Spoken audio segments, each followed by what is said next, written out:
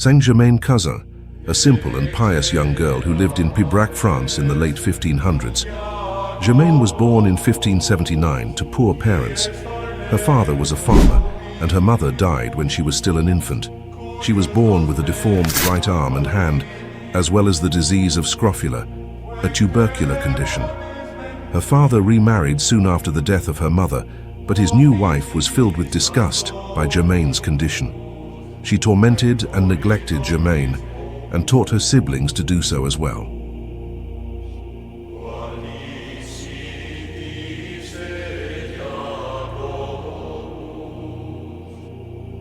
Starving and sick, Germaine was eventually kicked out of the house and forced to sleep under the stairway in the barn, on a pile of leaves and twigs, because of her stepmother's dislike of her and disgust of her condition. She tended to the family's flock of sheep every day. She spent much time praying, sometimes using a rosary she made from a knotted string, and teaching the village children about the love of God.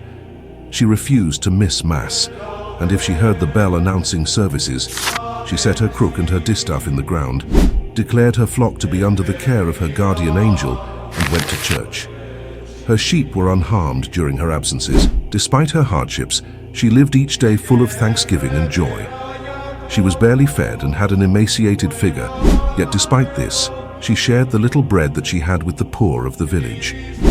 From her simple faith grew a deep holiness and profound trust in God. Germaine's deep piety was looked upon with ridicule by the villagers, but not by the children, who were drawn to her holiness. God protected Germaine and showered his favor upon her. It was reported that on days when the river was high, the waters would part so that she could pass through them on her way to Mass.